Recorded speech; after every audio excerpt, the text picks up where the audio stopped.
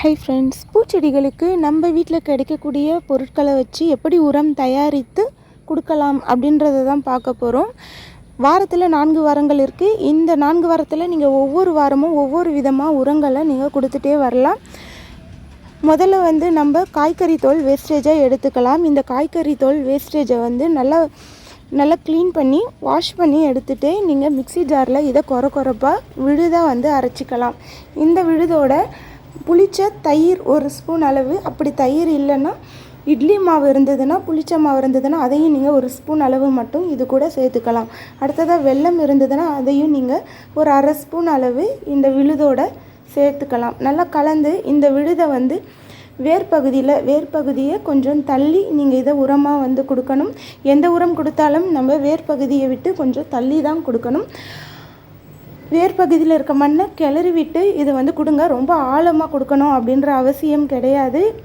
நல்ல மேலோட்டமாக, அதாவது ஒரே ஒரு லேயர் மட்டும் மண்ணை போட்டு மூடி விட்டிங்கன்னா போதும். கொஞ்சம் காற்றோட்டம் கிடைக்கணும். சீக்கிரமாக மக்கும். வெப்பமும் காற்றோட்டமும் கிடைக்கும் பொழுது சீக்கிரமாக மக்கும். இந்த பொருள் சீக்கிரமாகவே மக்கிடும். இதில் இருக்க சத்துக்களும் வீணாகாமல் செடிக்கு உடனே போய் சேரும்.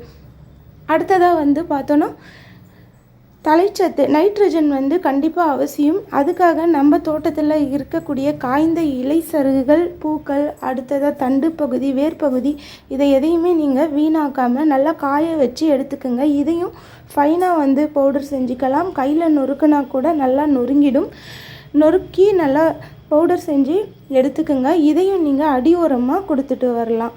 இதனால் நல்ல நைட்ரஜன் கிடைக்கும். அடுத்ததாக மண்ணோட வளமும் அதிகமாகும். அடுத்ததாக நீர் உரமாக கொடுக்கலாம். நீர் உரத்தில் இன்றைக்கி நான் சொல்ல போகிறது ரொம்ப பெஸ்ட்டானது சாதம் அடித்த கஞ்சி தண்ணியை இது கூட வெல்லம் சேர்த்துக்குங்க. வெல்லம் சேர்த்து 2 நாட்களுக்கு நல்லா நொதிக்க விட்டுருங்க. உங்கள்கிட்ட சாம்பல் இருந்ததுன்னா நீங்கள் சாம்பலையும் இது கூட 1 ஸ்பூன் அளவு சேர்த்துக்கலாம். நல்லா நொதிக்க வச்சதுக்கப்புறம் இது கூட 4லிருந்து 5 மடங்கு அளவு தண்ணி கலந்துக்கணும்.